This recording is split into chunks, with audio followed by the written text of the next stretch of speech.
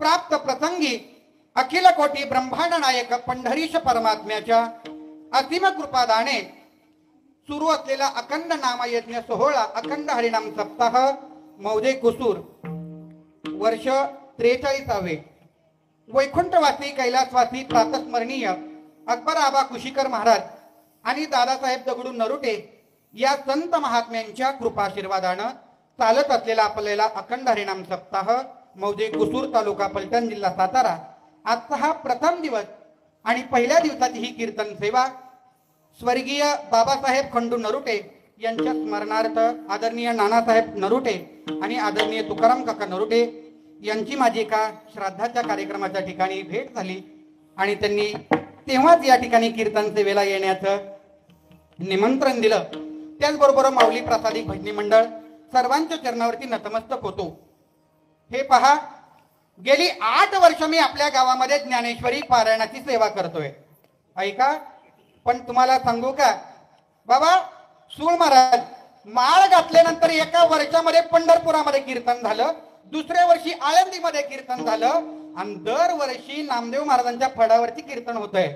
पण कुसूर मध्ये कीर्तन करायला मला 8 वर्ष ज्ञानेश्वरी पारायण करावं लागलं, 8 वर्ष हरिपाठ करावा लागला। म्हणजे आळंदी पंढरीत कीर्तन मिळणं सोपं आहे, पण कुसूर मध्ये कीर्तन मिळणं अवघड आहे हो। आणि एवढ्या दिवसात माझं पुण्य एकत्रित झालं आणि मग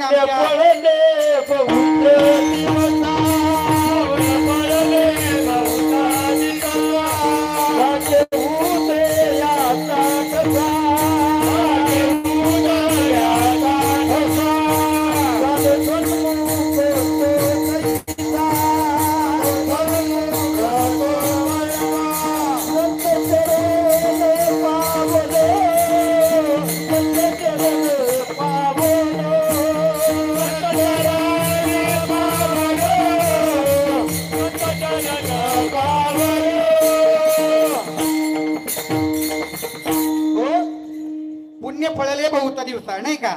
म्हणजे 8 वर्षाने माझ्या पुण्याचा भाग्याचा उदय झाला.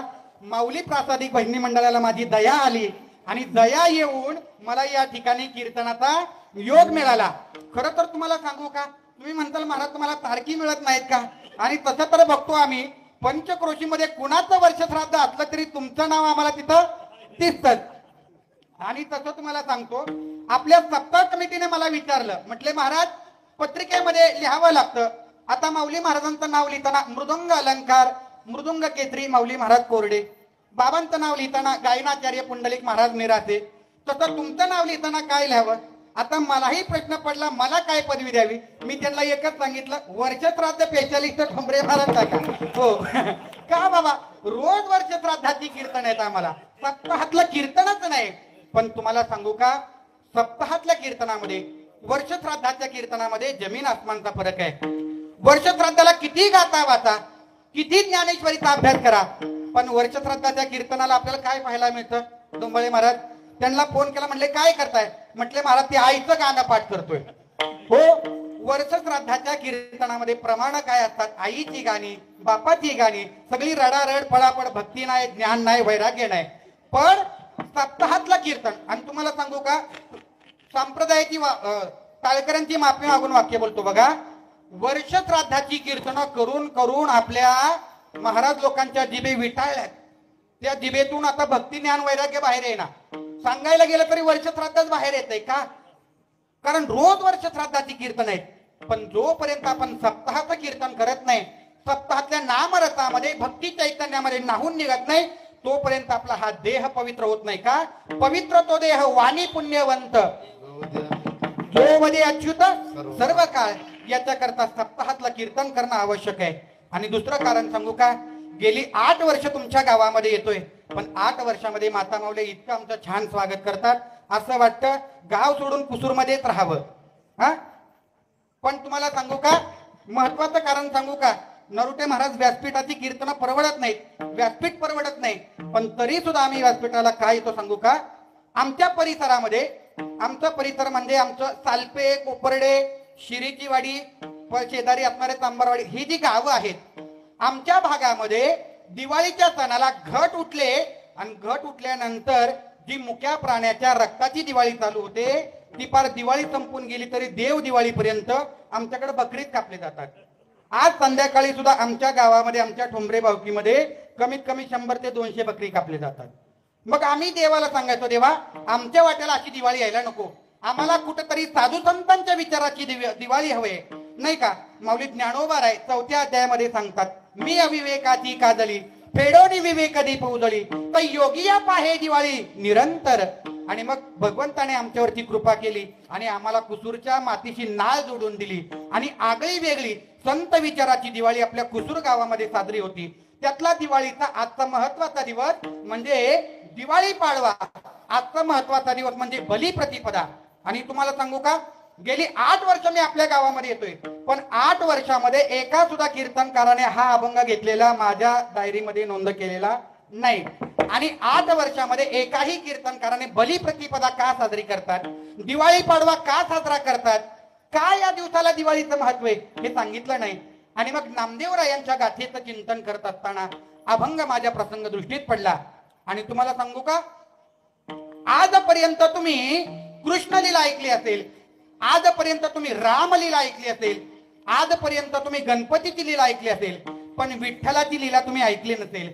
आणि हा दृष्टांतपर अभंग असा आहे, दिवाळीच्या सणाला नामदेवराय राऊळामध्ये जातात आणि भगवंताला विनंती करतात, देवा आमच्या घरात आला. आणि नामदेवरायांच्या घरी कशा प्रकारे स्वागत झालं हा दृष्टांत रूपी अभंग आजच्या सेवेसाठी निवडला. पण हा जरी प्रसंग देवत आणि नामदेवरायांचा असला तरी हा अभंग कुणी लिहिलाय तर नामदेवरायांच्या दारामध्ये दासीपणाचं काम त्यांनी केलेलं आहे. त्या संत श्रेष्ठ जनाबाई महाराज, नामयाची जणी असणारे जनाबाई महाराजांचा हा अभंग आहे. ऐका, गोड चरित्र लक्ष देऊन ऐका माता माऊली हो. कारण काय झालंय हो, आता समाजामध्ये शास्त्र सांगणारे कीर्तनकार राहिलेले नाहीत का? वर्ष श्राद्धाच्या कीर्तनाला सुद्धा लोक म्हणतात, महाराज काहीतरी हसवा. एकाने मला प्रश्न केला, म्हटलं महाराज कीर्तन मध्ये तेच काय स्टँडअप कॉमेडी?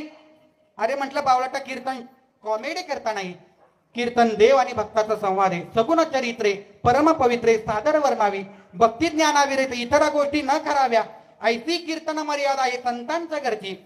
ऐका, मराठवाड्यामध्ये गंगाखेड नावाचा एक तालुका आहे आणि त्या गंगाखेड नावाच्या गावामध्ये दमा आणि करुंड नावाची दोघे नवरा बायको राहत होते. आणि दोघं नवरा बायको राहत असताना तो दमा पांडुरंग परमात्म्याला प्रार्थना करतोय, देवा, हे देवा पंढरीनाथा, तुझी आळंदी पंढरीची वारी पुढे चालवण्याकरिता माझ्या पोटी एक तरी बाळ जन्माला घाल. पण देव काय ऐकायला तयार नाही. शेवटी दमा वैतागला आणि दमाने देवाला प्रार्थना केली, देवा, अरे माझी बायको करुंड नावाची माझी बायको कुठं महिलांच्या मध्ये गेली, कुणाच्या दिवाळसणाला गेली, कुणाच्या बाळणपणाला गेली, कुणाच्या सवासणपणाला गेली, तर तिथं बायका माझ्या बायकोला वांजोटी वांजोटी म्हणून चिडवतात. देवा, मग असं कर, माझ्या पत्नीचा कलंक जाईल, वांजोटीपणाचा कलंक दूर होईल, अशी एखादी कन्या तरी माझ्या पोटी जन्माला घाल. आणि संत चोखोबारा एका अभंगामध्ये असं म्हणतात, कन्या तरी ऐसी देगा देवा जैसी मीरा मुक्ताबाई. देवा, माझ्या पोटी जर कन्या जन्माला द्यायची असेल ना, तर मीरा आणि मुक्ताबाई सारखी कन्या माझ्या पोटी जन्माला दे. याच्या पुढे जाऊन सांगू का माता माऊल्या, ऐका, तुमच्या पोटी जर भजन कीर्तन करणारा मुलगा जन्माला आला तर फक्त 21 पिढ्यांचा उद्धार होतो. ऐका, जर कीर्तन करणारा भजन करणारा मुलगा पोटी आला तर फक्त 21 पिढ्यांचा उद्धार होतो. पण आपल्या पोटी नामसंकीर्तन जाणारी, भजन गाणारी मुलगी जर आपल्या पोटी जन्माला आली ना, तर ती मुलगी माहेरचे 21 आणि सासरचे 21 अशा दोन्ही मिळून 42 कुळांचा उद्धार करते. त्याच्यामुळे मुलापेक्षा मुलगी बरी आणि प्रकाश येईल दोन्ही घरी. विठ्ठल. हो, आणि आताच्या काळात तर काय बोलायला नको. मुलीच्या बापाची कॉलर कशी आहे, हा, नुसतं चुकून मुलीच्या बापाला कोणीतरी म्हणावं, इवाय या इकडं, हो हो, लगेच त्यांनी म्हणायचं, नरुटे पाहुणं औंदा आमचं करायचंच नाही. हो, एवढा काळ बिकट आलाय. आणि अशा असणाऱ्या जनाबाई महाराज या अभंगातून भगवंताची लीला वर्णन करतात. मग तुम्ही म्हणाल, महाराज जनाबाईचा काय अधिकार आहे देवाच्या लीलेचं वर्णन करावं? तर जनाबाईचा अधिकार आहे का, ही जनाबाई 4 युगामध्ये सेवा साधूची करत होती आणि भक्ती भगवंताची करत होती. 4 युगामध्ये. ऐका, जनाबाईचा अधिकार सांगत असताना नामदेवराय अभंगामध्ये सांगतात, जनाबाईचा अधिकार 4 युगामध्ये जनाबाई भक्ती भगवंताची आणि सेवा साधूची करत होती. ऐका, पृथ्वीवरची युग किती होऊन गेली? 4. माऊली महाराजांना सुद्धा माहिती 4 युग. कुठलं? कृतयुग, त्रेतायुग, द्वापारयुग आणि कलियुग. ऐका, युग क्रमांक 1 त्रेतायुग, तेव्हा त्याला कृतयुग असं म्हणतात. कृतयुगामध्ये भगवंताचा अवतार झाला नारसिंह.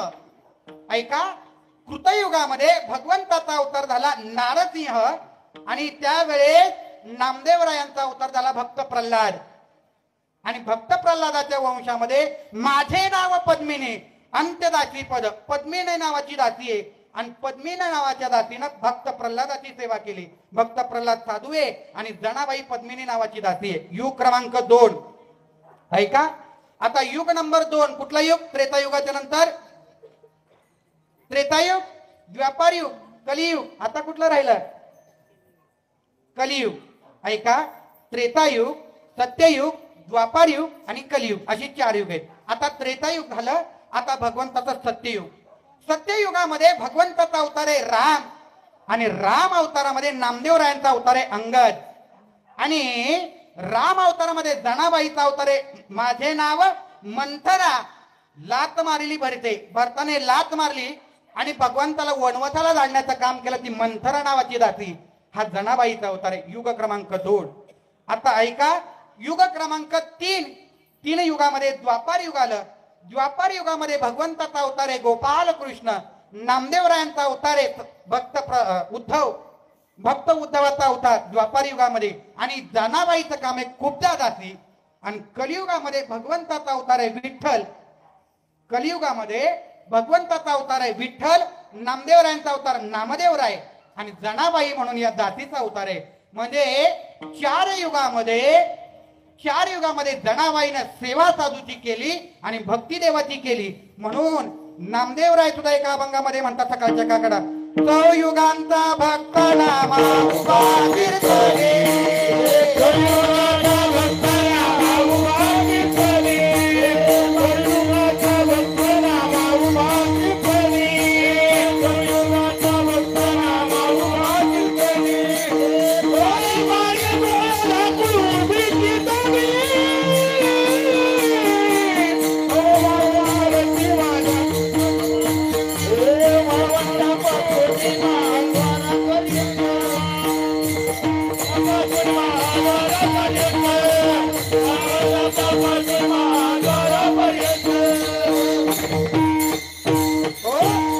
तो युगांचा भक्त नामा उभा कीर्तनी, पाठीमागे डोळे दाखवून उभी तेजनी, उठा पांडुरंगा प्रभात समयोपासला, या अभंगाचं शेवटचं चरण आहे हे. हा याच्या करता आणि जेवढं जेवढं कीर्तनकारानं बोलावं तेवढं प्रमाणाला धरून बोलावं. का? कारण बाकीच्यांच्या पाठीमागे नाही लागला तरी कीर्तनकारांच्या पाठीमागे सध्या संजय हात धुवून लागलेला आहे. काय लागलेला आहे? हात धुवून संजय पाठीमागे लागलेला आहे. आता संजय म्हटल्यावर तुम्ही म्हणताल महाराज खालच्या आळीचा संजय का वरच्या आळीचा संजय? आणि आपल्या संत पंगतीमध्ये सुद्धा एकांचं नाव संजय मोहन नरुटे असे आहे. ऐक नाही ते संजय का? नाही बाबा, ते आपले हरिभक्त परायण आहेत. मग हे संजय कोण आहे? तर हा संजय म्हणजे समोर रेकॉर्डिंग चालू असलेला कॅमेरा म्हणजे संजय, आपल्या प्रत्येकाच्या खिशामध्ये असलेला मोबाईल म्हणजे संजय. महाराज कुठून रेकॉर्डिंग बाहेर पडेल आणि कधी बुवा महाराष्ट्रामध्ये व्हायरल होईल ते बुवाला सुद्धा कळणार नाही. आणि कॅमेरावाले लोक सध्या महाराज लोकांच्या मागे हात धुवून लागलेले आहेत. ऐका काय होतं महाराज, एक रील, एक तुकडा इकडचा एक तुकडा तिकडचा जोडून देतात, अख्ख्या महाराष्ट्रामध्ये व्हायरल होतात. त्याच्यापेक्षा म्हणून महाराज मंडळीने प्रमाणाला धरून कीर्तन करावं. कसंही सांगू द्या, कीर्तन प्रमाणाला धरून असावं. म्हणून आता जो अभंग नामदेवरायांच्या दासीचा घेतलेला आहे, हा नामदेवरायांच्या दासीचा हा अभंग घेतल्यानंतर आजच्या अभंगातून भगवंताची लीला वर्णन केलेली आहे. भगवंताची लीला वर्णन करण्याकरता ऐका, आजपर्यंत आपण कृष्ण लीला ऐकल्या, रामलीला ऐकल्या, पण विठ्ठलाची लीला का ऐकली नाही. ऐका, कृष्ण अवतार संपला आणि कृष्ण अवतार संपल्यानंतर पांडव निजधामाला निघून गेले आणि पांडव निजधामाला निघून गेल्यानंतर कलियुग येणार आहे. भगवंताला कळालं, अरे कलियुगामध्ये माणसं जातीवरनं भांडतील, कलियुगामध्ये माणसं धर्मावरून भांडतील. आणि कृष्ण अवतार संपल्यानंतर विठ्ठल नावाचा अवतार घेतला. ऐका, आता विठ्ठल अवतार घेत असताना ज्ञानोबा रायांचं प्रमाण आहे, सकळ मंगल निधी श्री विठ्ठलाचे नाव आधी. ऐक नाही, श्री विठ्ठलाचे नाव आधी. आणि विठ्ठल नावाचा अर्थ इतका गोड आहे. वि म्हणजे विधाता ब्रह्मदेव, ठ म्हणजे नीलकंठ भगवान शंकर, आणि ल म्हणजे लक्ष्मीकांत भगवान विष्णू. आणि या तिन्ही देवांचा एकत्रित शब्द म्हणजे विठ्ठल नाव आहे.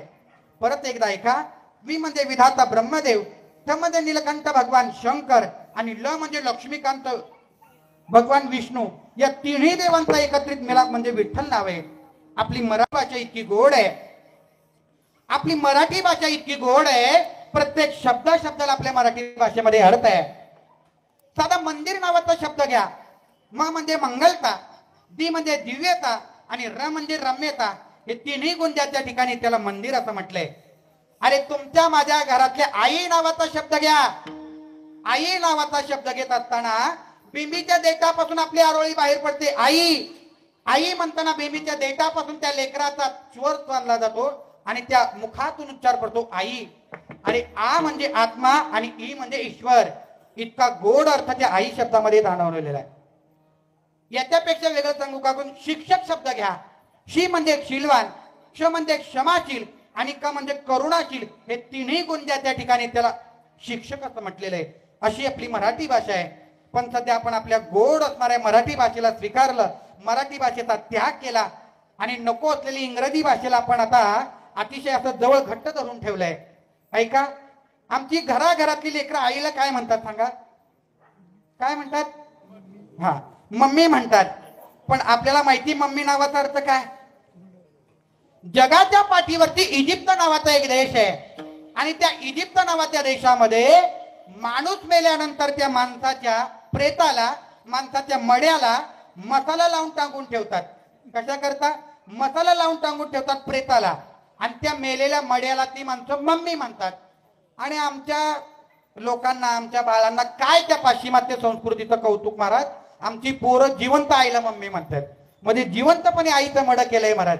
हो, याच्यापेक्षा वेगळं काय सांगू अजून तुम्हाला? अगदी काय सांगावं तुम्हाला. एक विनोदाचा प्रसंग सांगतो आणि पुन्हा माझ्या जागेवरती येतो. विठ्ठल. आपल्या सातारा जिल्ह्यामध्ये आपशिंगे नावाचं गाव आहे, आणि त्या आपशिंगे नावामध्ये मला कीर्तनाला जाण्याचा योग आला. आणि माझी सवय अशी माऊली महाराज, काही का होईना कीर्तनाच्या अगोदर 4-2 तास तरी जावं. आता माझं कीर्तन 9 ते 11, मी आलो सकाळी 11 वाजता. हो हो, म्हणजे 10 तास अगोदर आलो. अगोदर आल्यानंतर बाबा इकडे तिकडे कुठं बसावं, देवळामध्ये बसलो.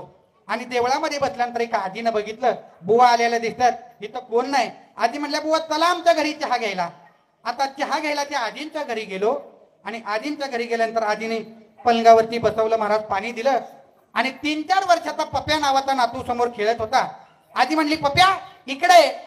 आणि पप्या नावाचं बाळ समोर आलं, आणि ती आजी सांगायला लागली, महाराज काय सांगू तुम्हाला, आमचा पप्या कालपासून इंग्रजी शाळेत जातोया, आणि जसा त्या इंग्रजी शाळेत जातोया तसा आईला आय म्हणत नाही, मम्मी म्हणतोया.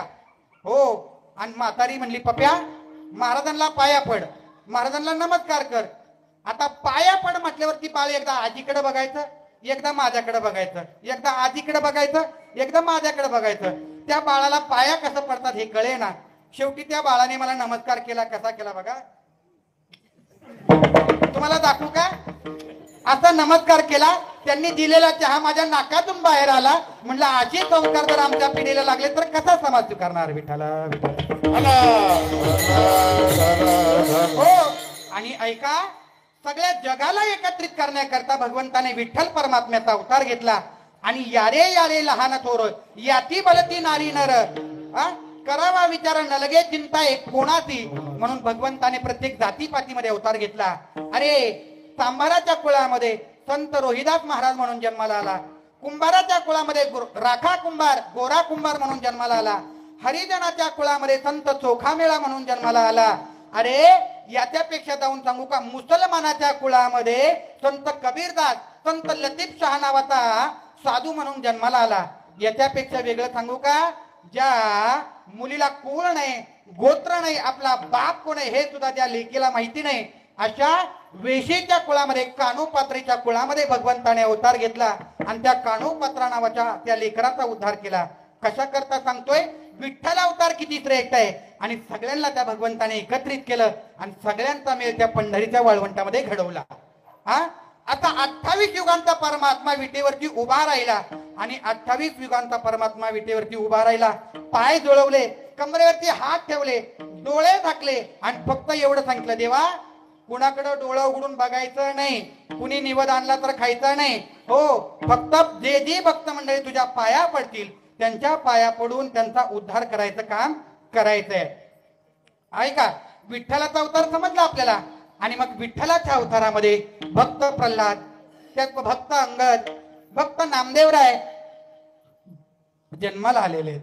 आणि एक दिवशीचा सकाळीचा प्रसंग आहे महाराज.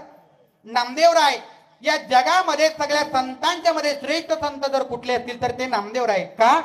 बाकीच्या संतांना देव कळण्याकरता गुरु करावा लागला, बाकीच्या संतांना देव कळण्याकरता आयुष्य ते आयुष्य गेलं. पण नामदेवराय 5 वर्षाचे असताना भगवंताची प्राप्ती झाली. आणि अगोदर देव कळला आणि नंतर गुरु मिळाला. म्हणजे असं झालं, आधी बाळ जन्माला आलं, नंतर त्याला आई मिळाली. असे भक्त, हे भाग्य नामदेवरायांच्या वाट्याला आलंय. आणि मग 5 वर्षाचे असणारे नामदेवराय 5व्या वर्षी भगवंताची प्राप्ती झाली. आपल्या सगळ्यांना माहिती आहे, नामदेवरायांनी देवाला खाऊ घातलं. ऐका, आणि आता दिवाळीचा सण जवळ आलेला आहे. दिवाळीचा सण आल्यानंतर आपल्या सगळ्यांना माहिती आहे, भारतवर्षामध्ये सगळ्यात आनंदाचा जर सण कुठला असेल आपल्या भारतवर्षामध्ये तर तो दिवाळीचा सण आहे. का दिवाळीचा सण सगळ्यांचा आवडता आहे सांगू का तुम्हाला? बाकीचे सण फक्त 1च दिवस चालतात. ऐका, बाकीचे सण किती दिवस?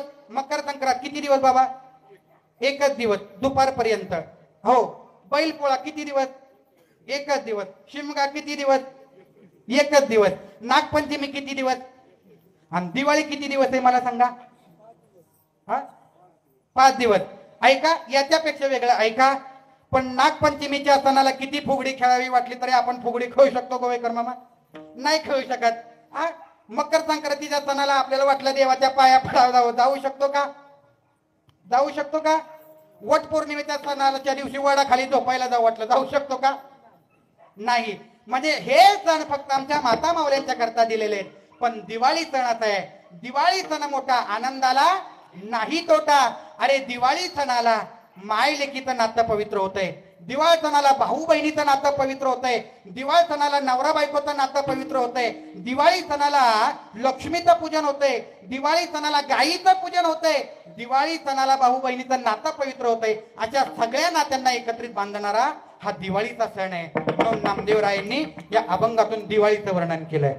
ऐका, आणि दिवाळी सण असा आहे, दिवाळी साजरी करण्यामागं पाठीमागं शास्त्राने एकूण 10 कारणं सांगितलेले. ऐका, दिवाळी का साजरी करावी?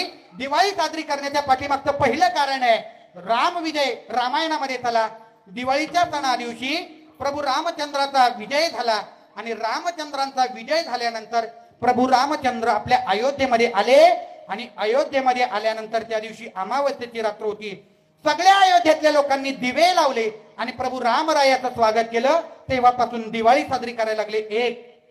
दुसरं कारण आहे का, महाभारतामध्ये पांडवांनी 12 वर्षांचा वनवास आणि 1 वर्षाचा अज्ञातवास असा 13 वर्षाचा वनवास भोगला आणि आनंदाने दिवाळीच्या सणाला हस्तिनापुरामध्ये आले. संपूर्ण नगरीने आनंदाचा सोहळा साजरा केला. त्याचं नाव दिवाळी, म्हणून 2 नंबर दिवाळी साजरी करतात.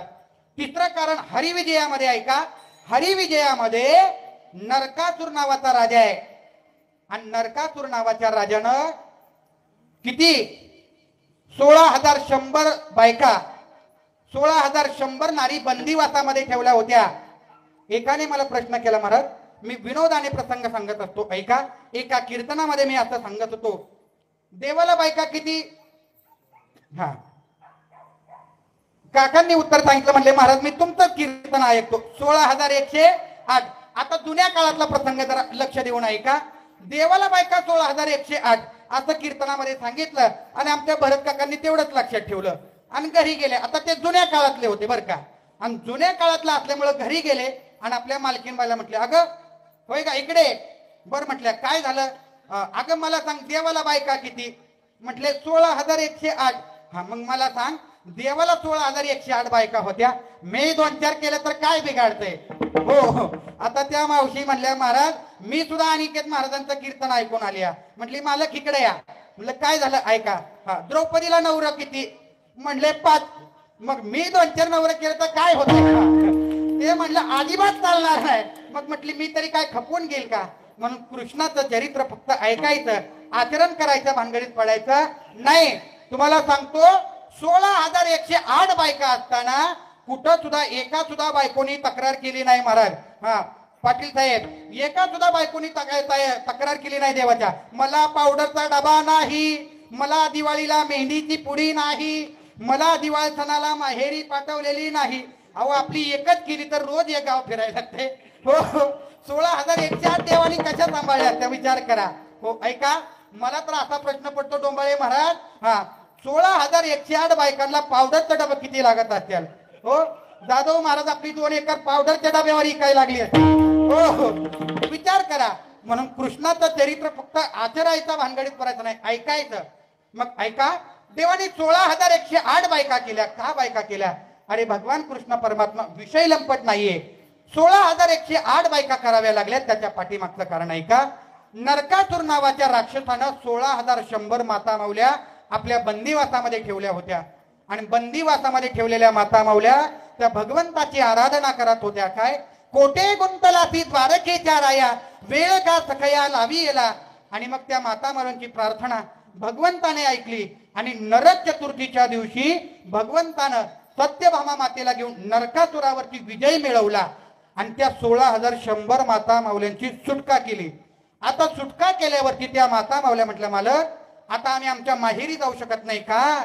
अरे राम अवतारामध्ये एका परटानं सीता मातेच्या चारित्र्यावरती आळ घेतला. सीता मातेच्या आयुष्याचा वनवास भोगावा लागला. देवा राम अवतारामध्ये देवाच्या बायकोला वनवास चुकला नाही, मग 16,100 माता माऊल्यांनी काय करायचं देवा? आता आमच्या समोर एकच पर्याय काय, आता आम्ही सगळ्या माता माऊल्या चिता पेटवणार आणि त्या चितेमध्ये उडी मारून सगळ्यांचं देह त्याच्यामध्ये जाळ करणार. मग देव म्हटला अरे बाबा मरण्यापेक्षा तुम्ही असं करा, माझ्याशी लग्न करा. काय करा? माझ्याशी लग्न करा. म्हणून 16,108 माता माऊल्यांनी एकट्या गोपाल कृष्णाची लग्न केलं आणि 16,108 नारींना एकट्या भगवंतानं सांभाळलं आणि त्यांचा उद्धार केला. हे अधिकार भगवंताचा आहे. म्हणून भगवान गोपाल कृष्णाचा अधिकार एवढा मोठा आहे. ऐका, म्हणून दिवाळी साजरी करायची. हरिविजय सांगतोय. आता चौथं कारण ऐका, चौथं कारण ऐका.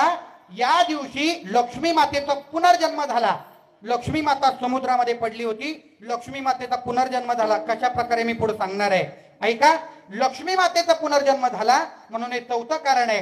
पाचवं कारण, याच दिवशी भगवान लक्ष्मी आणि भगवान विष्णू परमात्मा या दोघांचं लग्न झालं म्हणून दीपावली साजरी करावी. ऐका, याच्यानंतर सहावं कारण आहे, बळीराजा असणारे बलिप्रतिपदा, बळीराजाचा उद्धार याच दिवशी केला आणि याच दिवशी एका पतिव्रता माऊलीने आपल्या नवऱ्याची बंदिवासातनं सुटका केली म्हणून आजचा दिवस महत्वाचा आहे, बलिप्रतिपदा. सातवं कारण ऐकलं. आता आठवं कारण ऐका. पश्चिम बंगालमध्ये कालिका माती नावाची देवी होऊन गेली, महाकाली.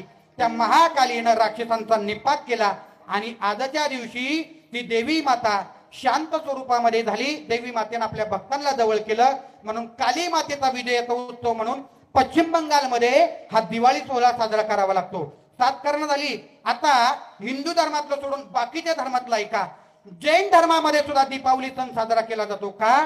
कारण जैन धर्माचे आराध्य दैवत असणारे महावीर आज तिसरे ध्यान करून चौथ्या ध्यानाला प्रवेश करतात आणि चौथं ध्यान करून जैन गुरु असणारे महावीर आजच्या दिवशी योग निद्रेमध्ये अवतार कार्य संपवतात. म्हणून जैन बांधव हा महावीरांचा समाधी सोहळा म्हणून आनंदाने साजरा करतात. आता पंजाबमध्ये चला. पंजाबमध्ये गेल्यानंतर पंजाबमध्ये हरगोविंद नावाचे शिखांचे एक धर्मगुरू होऊन गेले. काय नाव? हरगोविंद. आणि या हरगोविंदांना मुघलांनी कैद केलं आणि हरगोविंदांना भगवान विष्णूची प्रार्थना केली, देवा या बंदिवासातून सोडव. म्हणून बंदी छोड दिवस, या दिवशी बंदी छोड दिवस म्हणून हरदेव सिंगाची सुटका झाली आणि पंजाब मधले बांधव हा सण साजरा करतात. याच्यापेक्षा वेगळं कारण ऐका. 1517 साली पंजाब मधील अमृतसर इथं सुवर्ण मंदिराचा पूजन झालं. सुवर्ण मंदिराचा पाया घातला आणि शीख बांधवांच्या दारामध्ये मातीचं नाही, चांदीचं नाही तर सोन्याचं सुवर्ण मंदिर उभं राहिलं. म्हणून त्या ठिकाणी असणारे आपले शीख बांधव दिवाळीचा सण साजरा करतात. आणि आता आमच्या मुसलमान बांधवांच्याकडे याच दिवशी दिवाळी पाडव्याच्या दिवशी मुसलमानांचे धर्मगुरू असणारे मुहम्मद पैगंबर, या मुहम्मद पैगंबराला अल्लाचं दर्शन झालं. अल्लाची प्राप्ती याच दिवशी झाली. तो सण म्हणजे दिवाळी पाडवा होता. तो सण म्हणजे बलिप्रती होता. आणि या 10 कारणांच्यामुळं दिवाळी सण सगळ्यामध्ये मोठा आहे, दिवाळी सण सगळ्यात श्रेष्ठ आहे आणि म्हणून दिवाळी सण साजरा करावा.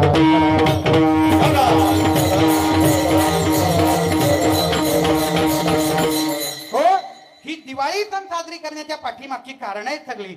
आणि मग दिवाळीचा पहिला सण वसुबारस, त्याच्यानंतर धनत्रयोदशी, नरक चतुर्दशी, लक्ष्मी पूजन, दिवाळी पाडवा आणि बाहुबीज उद्याचा असा हा पवित्र असा दिवाळी सण आहे. आणि या दिवाळी सणाचं वर्णन तुकोबरायांची 10 प्रमाण आहेत, नामदेवरायांची 4 प्रमाण आहेत आणि संत तुका विप्र नावाचे संत आहेत त्यांची 2 प्रमाण आहेत.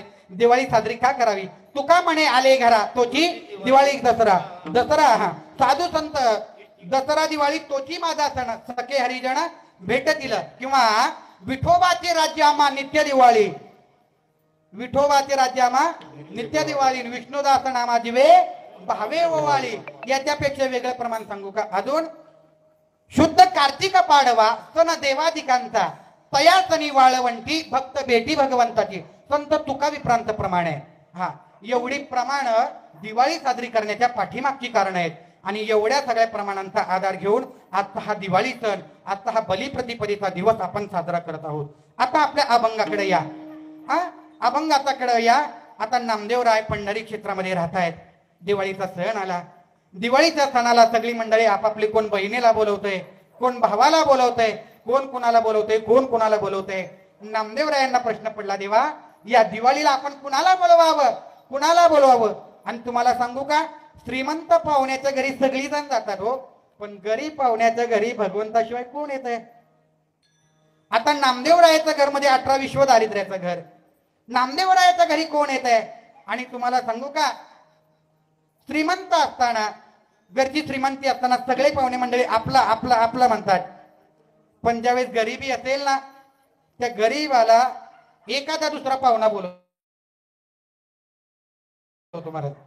आणि म्हणून तेव्हापासून त्यांनी प्रमाण लिहिलं काय, धनवंता लागे सर्व मान्यता आहे जगी. आणि म्हणून नामदेवराय चुळबुळ चुळबुळ करतात. आणि नामदेवराय आईला विचारतात, ए आई ऐक ना, आई ऐक ना. आई म्हणते, काय नामदेवा काय झालं? अगं आई, दिवाळीच्या सणाला पांडुरंगाला बोलवू का आपल्या घरी? पांडुरंगाला बोलवू? आई ऐकायला तयार नाही. म्हणजे नामा, अरे नामदेवा, रावळामध्ये किती किती भक्त येतात, अरे अनेक विध संत येतात, देवाला आपल्या घरी यायला वेळ आहे का? पण नामदेवराय म्हणतात, नाही आई, आई तू सांग ना, देवाला बोलवू का? आणि आता एखाद्या लेकरू असेल, प्रेमानं जर आईकडे हट्ट धरत असेल, तर जगातली कुठलीही आई असेल, आई एक वेळ स्वतःचा जीव घाण ठेवेल, पण आपल्या लेकराची इच्छा पूर्ण केल्याशिवाय राहत नाही. नाकातलं मोती घाण ठेवल, पण आपल्या एकुलत्या एका लेकराचा हट्ट पूर्ण केल्याशिवाय राहणार नाही. आणि नामदेवराय आईला विनंती ते करतात, आई ऐक ना आई, देवाला बोलवू का? मग आई म्हणते, जा ना मा, बोलव भगवंताला. आणि मग नामदेवराय रावळामध्ये आले. रावळामध्ये आल्यानंतर नामदेवराय देवाला म्हणतात, ओ देवा, काय नामदेवा, कशा करता माझ्या दारामध्ये आला? नामदेवराय सांगतात, देवा, ए देवा, चला आमूच्या घराती, हाती धरोणी देवाती, चला आमूच्या घराती. नामदेवरायांनी देवाला हात धरला, देवा चला ना आमच्या घरी, देवा चला ना आमच्या घरी. देव म्हटले, नामदेवा मी तुझ्या घरी यायला तयार आहे, पण ऐक नामदेवा, माझ्या ठिकाणी माझ्या जागेवरती उभा कोण राहणार? मग नामदेवरायांना देव सांगतात, देवा काय एवढंच ना, मी राहतो तुमच्या जागेवरती उभा. पण नामदेवरायाला देव सांगतात, नामा, अरे माझ्या जागेवरती उभं राहणं एवढं सोपं नाही. 28 युग झालं मी उभा राहिलोय, बसलो नाही. नामदेवरायांना मग देवानी त्या ठिकाणी म्हटले, नामा माझ्या जागेवरती उभा राहून बघ. मग नामदेवराय भगवंताच्या ठिकाणी उभे राहिले. आणि भगवंताच्या दारामध्ये उभे राहिलेले नामदेवरायाच्या खांद्यावरती गोंगडी देतात. अरे देवा, किती जड आहे तुझी गोंगडी? नामा कशी का असं नाही, हीच घेऊन मी उभा राहतो. त्याच्यानंतर भगवंताने मुकुट ठेवला नामदेवरायांच्या डोक्यावरती. आणि जसे नामदेवराय वाकले, म्हणले, देवा एवढा डोक्यावरचा मुकुट घेऊन उभा राहतो? मग म्हटले, नामा देव होणं एवढं सोपं आहे का? अरे 2 किलोचा मुकुट घेऊन मला उभं राहावं लागतं, आणि दिवाळीचा मुकुट तर ह्याच्यापेक्षा जड आहे. ठीक आहे म्हटले, देवा तुमच्यासाठी कसा तरी मी उभा राहायला तयार आहे. नामदेवराय तयार झाले, नामा ऐक. आणि मग नामदेवराय विटेवरती उभा राहिले. आणि मग भगवंताने नामदेवरायांचं दर्शन घेतलं. नामदेवरायांचं दर्शन घेतल्यानंतर नामदेव, ए देवा, अरे असं काय करतोय देवा, माझ्या पाया कशाला पडतोय? मग देव म्हणले, नामदेवा उतर खाली, खाली उतर, तू तुझ्या घरी, मी माझ्या घरी, आपलं काय जमणार नाही. नामदेवराय म्हणले, नका ना देव, नका देवा, असं करू नका, चला आमच्या घरात, देवा चला ना आमच्या घरी.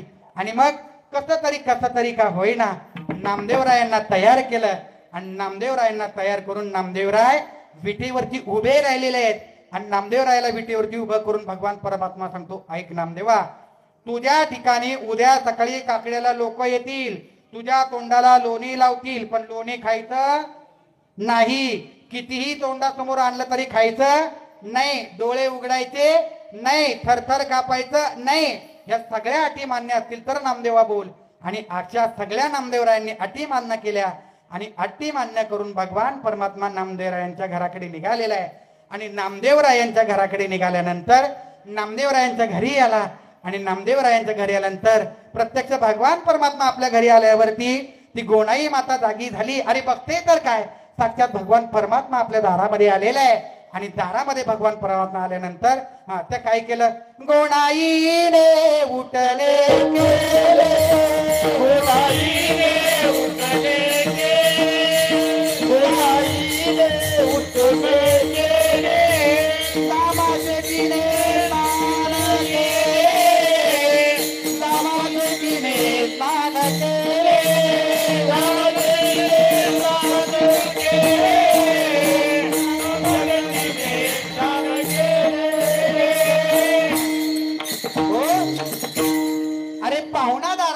तरी आम्हाला इतका आनंद होतो. मग मला सांगा, जगाचा बाप साक्षात पंढरीचा पांडुरंग नामदेवरायांच्या दारामध्ये आलाय, त्या माता माऊलीला किती आनंद झाला. काय आनंद झाला म्हणून सांगू तुम्हाला. गोणाई नावाच्या माऊलीनी, ही गोणाई नामदेवरायांची आई आहे. ते गोणाई माऊलीनं काय केलं, गोणाई नावाच्या माऊलीनं उठणं केलं आणि देवाच्या अंगाला चोळून मोळून उठणं लावलं.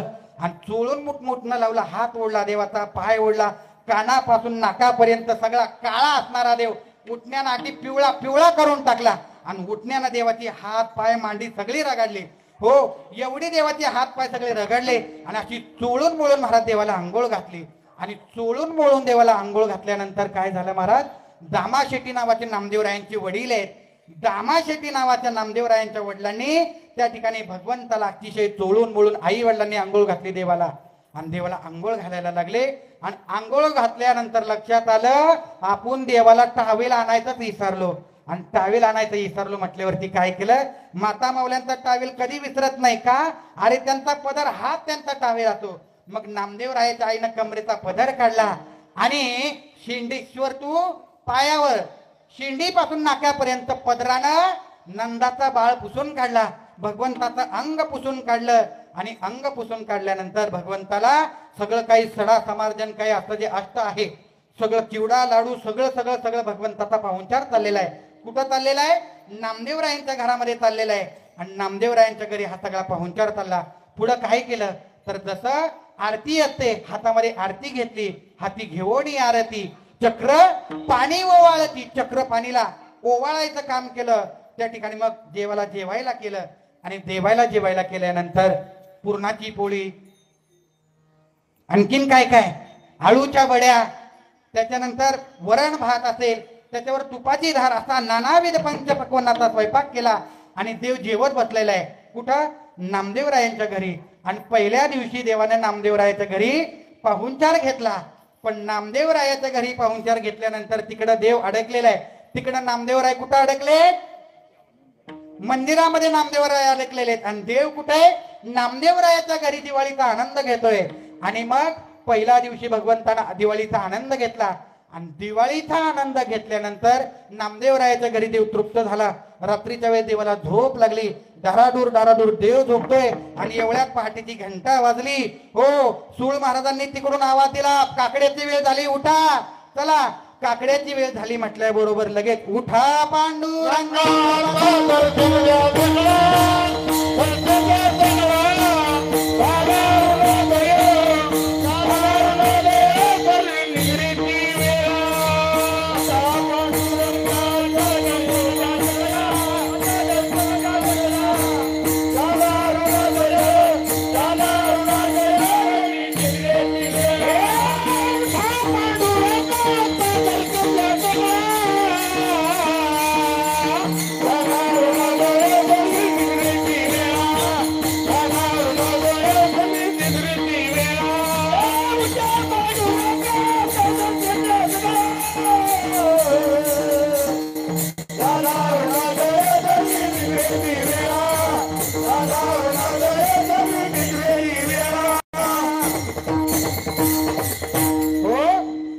उठा पांडुरंगा उठा, आता उठा साधू संत. नानाविध सगळ्या आरत्या पंचारत्या सुरू व्हायला लागल्या. आणि आरत्या पंचारत्या सुरू झाल्यानंतर आता जो पाडव्याचा सण आहे, दिवाळी पाडव्याचा सण, ऐका. आतापर्यंत दिवाळी पाडव्याचा, आता दिवाळी सणाचं वर्णन ऐका. आता अर्धा भंग सोडवून झालाय, आता अर्धा भंग सोडवण्याचा ऐका. ऐका, आता दिवाळीचा सण साजरा करत असताना या अभंगात आणि दिवाळीचं महत्व ऐका. दिवाळीचा पहिला दिवस कुठला आहे, वसुबारस. वसुबारसीच्या दिवशी काय पूजन करतात आपल्याकडे, गायीचं पूजन करतात. का गायीचं पूजन करतात तर 33 कोटी देवांची जननी असणारी कोण आहे, गायी आहे. आणि जगामध्ये सगळ्यात पुत्र जर कोणाचा धन्य असेल तर तो गायीच आहे. का गायीचा पुत्र धन्य आहे तर गायीच्या पोटी जन्माला आलेला बळीराजा हा आपल्या शेतामध्ये काम करतो, घाम गाळवतो आणि घामातून मोती पिकवतात. म्हणून त्या गाव मातेची पूजा करणं गरजेचं आहे. आणि दुसरं कारण ऐका, आता दिवाळी सणाला सुरुवात करूया. का दिवाळीचे सण साजरे करायचे, आता अभंग अर्धा राहिला बाजूला. आता अर्धा अभंग ऐका. ऐका काय झालं. एक दिवशीचा प्रसंग असा आहे, सकाळी सकाळी काही वारकरी रस्त्याने निघाले असताना वारकऱ्यांना त्या ठिकाणी एका गावातील ग्रामस्थ असतील, आपल्या कुसूर मधले ग्रामस्थ आहेत, आणि त्या ग्रामस्थांनी काय केलं, अतिशय सुंदर असा गुलाबाच्या फुलांचा मोत्यांचा हार असा घडवला आणि तो हार दुर्वास ऋषींच्या गळ्यामध्ये घातला. ऐका, दुर्वास ऋषींच्या गळ्यामध्ये हार घातला आणि दुर्वास ऋषींनी त्या फुलाचा आनंद घेतला. आणि हार गळ्यामध्ये घातल्यानंतर दुर्वास ऋषी म्हणले, एवढा छान हार आहे, पण माझ्यासारख्या फाटक्या वारकऱ्याला काय करायचं या हाराचं. म्हणून दुर्वास ऋषींनी काय केलं, तो हार देवादिकांचा असणारा राजा, त्या ठिकाणी इंद्र परमात्मा, आणि त्या इंद्राला त्यांनी हार घातला. मोत्यांचा हार, फुलांचा हार कोणाला घातला, इंद्राला हार घातला. आणि इंद्राला हार घातला, पण इंद्र भगवान काय ऐकायच्या सुरीत नाहीत. आणि आपल्याकडे तुम्हाला सांगू का, लोक पद येईपर्यंत सगळी लोक आपले असतात, पण एकदा का पद आला की माणसाला काय येतो, मद येतो महाराज. मग ते कोणी काय असतंय ना महाराज, सत्ता येईपर्यंत महाराज आम्ही तुमचे, महाराज आम्ही तुमचे, आणि सत्ता आली की मग हो आपल्या सर्वांना न्यात आहे बाबा. हा, आणि शेतकऱ्याची काळजी कुणाला येते महाराज, पडलेल्याला. इलेक्शन मध्ये देव पडतो तेव शेतकऱ्याच्या बाजूने बोलतो, आणि एकदा का निवडून आला की मग आम्हाला शेतकऱ्यांची गरज. हो ऐका, पण मला कधी कधी प्रश्न फिरतो, कबीर महाराज कलियुगाचं वर्णन करत असताना एका ठिकाणी म्हणतात, विठ्ठल विठ्ठल. मला ऐका, हे मृत्यू डोक्याच्या उपराचे 2 मिनिटं सांगतो. ऐका, आतापर्यंत कबीर महाराज एका अभंगामध्ये कलियुगाचं वर्णन करतात. असं घरोघर गोरस फिरे, मदिरा बैठी बिकाय, सती को धोती ना मिले, कसबीन खाशा पहिनाय. कबीर महाराजांचा दोहा आहे. कबीर महाराज असं म्हणतात, घरोघरीवरती दही दूध विकणारा माणूस आपल्या दारापर्यंत येतो, घरापर्यंत येतो. शिंदे महाराज दही घ्या, कोळपे महाराज दूध घ्या, पण लोक म्हणतात, बाबा आमच्या घरी फलटणच्या गोकुळ दूध डेअरीचं दूध येतंय, आम्हाला तुमचं दूध नको, पुण्यातलं दूध येतंय आमच्याकडं, आम्हाला तुमचं गाईच्या सडातलं दूध नको, पुण्यातलं दूध पाहिजे, नाही का. हा, पण कबीर महाराजांनी वर्णन केलं असं. ऐका, घरोघर गोरस फिरे, मदिरा बैठी बिकाय, सती को धोती ना मिले, कसबीन खाशा पहिनाय. मला सांगा, शेतकऱ्यांचा कांदा पिकला, कांदा मागला, आंदोलन. शेतकऱ्याचं दूध मागलं, दुधाचे दर वाढले की आंदोलन. शेतकऱ्याचा कापूस मागला, आंदोलन. पण आतापर्यंत मोबाईलचा रिचार्ज मागला, कुणी आंदोलन केलंय? ऐका, आतापर्यंत दारूचा दर वाढला, दारूचा दर वाढला म्हणून कुणी आंदोलन केले? असं आहे. हो हो, काल परवा एक म्हणतो, मी गडबडीत कीर्तनाला निघालो होतो, एका सदग्रस्ताने मला हात केला, म्हणलं मला थांबा थांबा थांबा, मला खालच्या चौकापर्यंत सोडा. म्हटलं बाबा काय गडबड आहे, कशा करता खालच्या चौकामध्ये सोडा? नाही म्हणले, बिअर बार बंद होईल, तोवर सोडा लवकर मला. अरे काय सांगावं महात्म्या, कुणाला विचारतोय नाही का. अरे म्हटलं बाबा गाडी उशिरा होईल, पाहुण्याकडे जायला उशीर होईल का, बार बंद होईपर्यंत मला तिथं पोचवा. काय लोकांची अपेक्षा आहे. पण मला सांगा, दारू महागली म्हणून आतापर्यंत कोणी आंदोलन काढले? पेट्रोल डिझेल महागलं म्हणून कोणी आंदोलन काढलंय का? जे ते उठतंय ते शेतकऱ्यांच्या मुळावर, जे ते उठतंय ते शेतकऱ्यांच्या मुळावर. पण मला सांगा, डॉक्टरची गरज आजारी पडल्यानंतर आहे, वकिलाची गरज भांडणं झाल्यानंतर आहे, महाराजाची गरज वर्षश्राद्ध जवळ आल्यावर आहे, पण शेतकऱ्याची गरज दिवसातनं 3 वेळा आहे गड्या. आणि 3 वेळा 2 लोकांचे झोपताना आभार मानायला विसरू नका. एक म्हणजे आपल्या देशावरचा जवान. अरे जवान देशाच्या सीमेवरती लढतोय म्हणून आपल्या कुसूर मधली माणसं सुखाने झोप घेत आहेत. ज्या दिवशी माझ्या भारत मातेचा जवान फितूर होईल, त्या दिवशी आपल्या कुसूर मध्ये झोपलेली माणसं उद्याची सकाळ बघायला उठणार नाहीत. आणि ज्या दिवशी माझा बळीराजा, माझा शेतकरी राजा अन्नधान्य पिकवायचं बंद होईल, त्या दिवशी सगळी माणसं अन्न करून तरफडून मरतील. मला सांगा, किती पैसे मिळाले हो माणसं तांदीच्या भाकरीन सोन्याचं पिठलं खात्याल? किती पैसे मिळाले हो येळे मामा? बाजरीचीच भाकरी खावी लागल ना. हो, मग मला सांगा, शेती करणाऱ्या किती पोरांची लग्न कुसूर मधल्या राहिल्यात? हो, आहे का नाही प्रश्न महाराज? आहे का? मग मी सांगायचंय मला, वसुबारस आणि नालायक इंद्रानं साधूचा अपमान केला. इंद्रानं, म्हणून शेतकऱ्याचा अपमान करायचा नाही. इंद्रानं अपमान केला, दुर्वासाची माळ फेकून दिली. ए गोसावड्या, नको मला तुझी माळ. शास्त्र सांगतं, आपल्यापेक्षा वयानं मोठ्या असणाऱ्या माणसाचा कधीही अपमान करायचा नाही. एक, त्याच्यानंतर साधू संतांचा अपमान करायचा नाही. 2, आणि तिसरं, ज्या आई वडिलांच्या पोटी जन्माला आलो त्या आई वडिलांचा कधीही अपमान करायचा नाही. 3, हो, ऐका, ही 3 जर पथ्य जर आपण पाळली तर पंढरीतला परमात्मा आपलं दर्शन घ्यायला आपल्या घरी येईल. आता इंद्र असणाऱ्या त्या इंद्रानं त्या साधू महात्म्याचा अपमान केला आणि साधूनं शाप दिला इंद्राला, इंद्रा तू भिकारी होशील, तुझी संपत्ती पाण्यामध्ये पडेल. आणि ऐका, इंद्राचा ऐरावत पलटी झाला, सगळं संपत्ती येऊन इंद्र भिकारी झाला, देवांचा राजा. आता राजा भिकारी झाला म्हणल्यावर प्रजा काय सुखाचा असेल का? प्रजा सुद्धा महाभिकारी झाली महाराज. आणि प्रजा महाभिकारी झाली. सगळ्यांनी देवाला साकडं घातलं, देवा काहीतरी करा आणि इंद्राचं वैभव परत मिळवून द्या. देवानं सांगितलं समुद्र मंथन करा. समुद्र मंथन केलं ते दिवाळीच्या कार्तिक एकादशीला. आणि कार्तिक एकादशीच्या द्वादशीला त्या ठिकाणी समुद्र मंथनातून पहिला प्राणी निघाला, गाय. कामधेनू तिला म्हटलंय. गायीचं शेण पवित्र आहे, गायीचं मूत्र पवित्र आहे, गायीचं दूध पवित्र आहे, गायीचं पुत्र पवित्र आहे. म्हणून सर्वांगानं पवित्र असणारा गाय हा आपला राज्य प्राणी आहे. आणि ही गाय एवढा पवित्र प्राणी म्हणून वसुबारसेला कामधेनू स्वरूपामध्ये गायीची पूजा सांगितली. त्याच्यानंतर त्रयोदश झाली. त्रयोदशीला इंद्र त्या समुद्र मंथनातून दुसरा प्राणी निघाला. त्या समुद्र मंथनातून 2 देव प्रगट झाले. त्यांचं नाव धन्वंतरी. काय नाव? धन्वंतरी. आणि ही धन्वंतरी आरोग्याची देवता आहे. तुम्हाला सांगू का, जगातले मोठे मोठे डॉक्टर महान ऑपरेशन करताना हात जोडतात आणि धन्वंतरी देवतेची प्रार्थना करतात. हे धन्वंतरी भगवंता, तुझ्या कृपाशीर्वादानं आम्ही ऑपरेशन करण्याचा प्रयत्न करतोय. काही दिवसापूर्वी आमच्या पुंडलिक बाबांची सुद्धा बायपास झाली. म्हणले महाराज, ज्या वेळेस मला भूल दिली त्यावेळेस भुलीमध्ये असताना का धन्वंतरी देवाची प्रार्थना करत होतो म्हणून वाचलो. धन्वंतरी नावाचा देव आरोग्याची देवता आहे. म्हणून त्या धन्वंतरी देवतेची पूजा धनत्रयोदशीला सांगितली.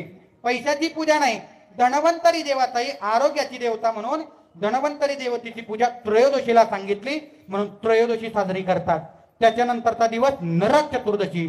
नरक चतुर्दशीच्या दिवशी नरकासुराचा वध केला. पाठीमागा आत्ताच आपण ऐकलं. ऐका दुसरं कारण. आणि नरक चतुर्दशीला जी माणसं आंघोळ करत नाहीत ती माणसं 7 जन्म दरिद्री राहतात. हो, आणि 7 दिवस आपण नरकातून वाचण्याकरता त्या दिवशी भगवान परमात्मा नरकासुराचा उद्धार करतात. म्हणून नरक चतुर्दशी. दिवाळीचा कितवा दिवस? 3रा दिवस. त्याच्यानंतर कालचा दिवस लक्ष्मी पूजन. कालच्या दिवशी समुद्र मंथनातून जी देवता प्रगट झाली ती देवता लक्ष्मी माता प्रगट झाली समुद्र मंथनातून. म्हणून त्या लक्ष्मी मातेचं पूजन करायला लागले. आणि ऐका, कालच्या दिवशी लक्ष्मी मातेचं भगवान विष्णूचं लग्न झालं. का लग्न झालं त्याच्या पाठीमागचं कारण ऐका. समुद्र मंथनातून लक्ष्मी नावाची देवता वर आली आणि वर आल्यानंतर लक्ष्मीनं आपल्या संग लग्न करावं म्हणून सगळी टकामका बघायला लागली. हो, आणि लक्ष्मीचं असं आहे, जी लक्ष्मीच्या मागे धावतात लक्ष्मी त्याच्याकडे पाठ फिरवते. आपण पैशाच्या मागे लागलं लक्ष्मी पुढं पुढं पुढं. लक्ष्मी जगामध्ये चंचल आहे. आणि ज्यांना पैशाची गरज नाही, जी माणसं पैशाकडे पाठ फिरवतात लक्ष्मी त्यांच्या मागे लागते. जैन साधू संत आपण बघत असाल अंगावरती कपडे घालत नाहीत, त्यांना पैशाची काही गरज नसते आणि त्यांच्या समोर पैशाचे ढीग लागलेले असतात. अनेक ब्रह्मचारी माणसं त्यांच्या पाठीमागं खाणारं कोणी नसतं, पण त्यांच्या नाव करोडोची प्रॉपर्टी असते. आणि आपल्यासारख्यांना रोज एक गाव, आज ही गाव उद्या ती गाव. कशा करता महाराज? लक्ष्मी प्राप्ती करता नाही का. म्हणून लक्ष्मी मातेकडे पाठ करून एक देव बसला होता आणि त्या देवाचं नाव विष्णू परमात्मा. हे आपल्याला लक्ष्मीची गरज नाही. लक्ष्मीकडे पाठ फिरवणार एकमेव नारायण नावाचा भगवान आहे. आणि नारायणानं लक्ष्मीकडे पाठ फिरवली आणि पाठ फिरवली. लक्ष्मीला आश्चर्य वाटलं, अरे सगळी माणसं माझ्याकरता उठून उभी राहिली, कुसूर मधली माणसं घर सोडून मांडपात येऊन बसली, लक्ष्मी वाटप आहे. आणि हा बाबा खुशाल माझ्याकडे पाठ करतोय. मग लक्ष्मीला असं ठरवलं, मला नाव ठेवतो ना तुझ्या संगत लग्न करणार. लक्ष्मी चंचल आहे ना, तुला शरण आणणार.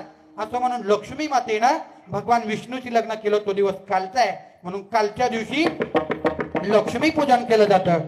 आणि कालचं पूजन केल्यानंतर आजचा दिवस, लक्ष्मी पूजनानंतर आजचा दिवस काय? दिवाळी पाडवा. आणि आजच्या दिवसाचा मुहूर्त काय महाराज? आजचा दिवस 3.5 मुहूर्तापैकी एक आहे. आता याच्यापेक्षा वेगळं सांगू का माता माऊल्या? आजपर्यंत भाऊ बहिणीचं नातं बघितलं, आजपर्यंत बळीराजाचं आणि शेतकऱ्याचं नातं पाहिलं, आजपर्यंत सगळी नाती बघितली. पण आजच्या दिवशी माता माऊल्यांनी फक्त आणि फक्त आपल्या कपाळावरच्या मालकाला ओवळायचंय. आजच्या दिवशीचा मान नवरा आणि बायकोचा आहे, दुसऱ्या गुणाचाही नाही. आणि आजच्या दिवशी ज्या माता माऊल्या आंघोळ करतात, आंघोळ झाल्यानंतर आपल्या पती परमेश्वर असणाऱ्या नवऱ्याला ओवळतात, आपल्या मालकाच्या पायाचं दर्शन घेतात ना, भगवान परमात्मा त्या माता माऊलीला मरेपर्यंत चिरंतन सौभाग्यवती असं आयुष्य देतो.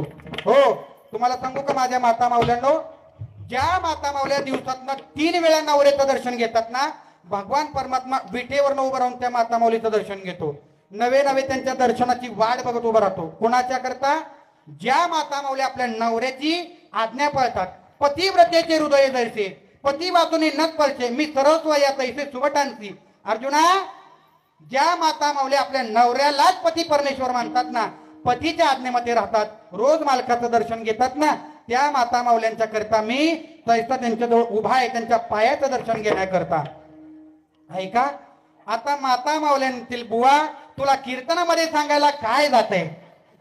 आमचा मालक 5 फुटाचा रस्ता ह्याला पुराणा, गावात सप्ताह बसला तरी घरातली कोंबडी एक नीट ठेवाना, गावात कुणाचं लग्न जुळत असताना त्याचं लग्न कुणाचं जुळू देना, आणि असा मालक असला तरी रोज गावात कुणाची ना कुणाची तरी भांडणं आणल्याशिवाय घरी येईना. आणि मी ह्याच्या परपंचाला वैतागले, संसार करू का काय करू? आणि तरी बी तुम्ही कीर्तनामध्ये खुशाल कंबर बांधून सांगताय की ज्या माता माऊल्या आपल्या मालकाचं दर्शन घेतात आणि त्याच्या देव पाया पडतो, आणि तरी सुद्धा त्या मेल्याच्या पाया पडावं. शास्त्र सांगतं असाही जरी नवरा असला तरी त्याच्या पाया पडा. तुम्ही म्हणता तरी बी त्याच्या पाया पडा. बुवा, तरी बी त्याच्या पाया पडा का? माझ्या माईनं तुमची माफी मागून बोलू का? जोपर्यंत आपल्या कपाळावर मालक आहे, लक्षात घ्या, जोपर्यंत आपल्या कपाळावरती मालक आहे ना, तोपर्यंत तुम्हाला किंमत आहे. आणि ज्या दिवशी आपल्या कपाळावरचा मालक जाईल ना, त्या दिवशी तुम्हाला सुद्धा ह्या मृत्यू लोकांमध्ये काही किंमत राहणार नाही. ऐका, आपल्या वर्षाचे सण किती किती? 12. बरोबर का नाही?